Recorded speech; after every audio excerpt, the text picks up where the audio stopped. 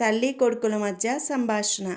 Radha: bit, పక్కింటి aunty వాళ్ళ ఇంట్లో కుండీల్ని పగలగొట్టావట, తప్పు కదా, అలా ఎందుకు చేశావు అని అడిగింది తల్లి కొడుకుని. బిట్టు: మొదటిసారి అనుకోకుండా చేశా, ఆ తర్వాత కావాలనే పడేశా అన్నాడు. రాధ: బుద్ధి లేదా, కావాలనే పడేశా అని చెప్తున్నావు అన్నది.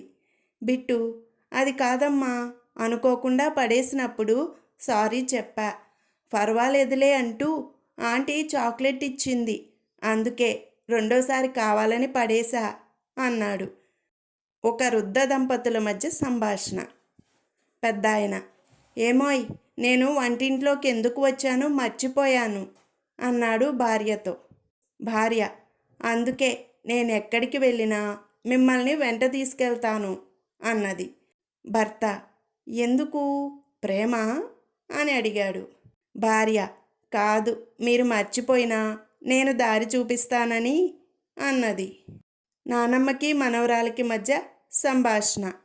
నానమ్మ, మైక్రో ఓవెన్లో వంట చేయొచ్చు కదా, గ్యాస్ ఎందుకు వాడుతున్నావు అని అడిగింది.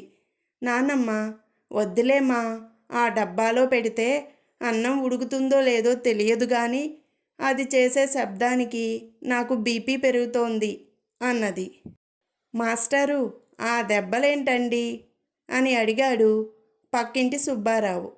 రామారావు: ఆ గేటు పక్కన రాయి ఉంది చూశారు అని అన్నాడు. సుబ్బారావు: ఆ చూసా అన్నాడు.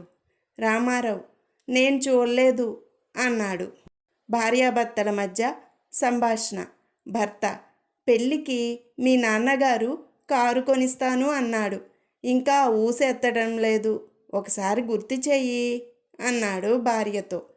భార్య: పిల్లలు పుట్టాక కొనిస్తాడులేండి, ఇప్పుడు మనమేమైనా వాటితో ఆడుకుంటామా అన్నది.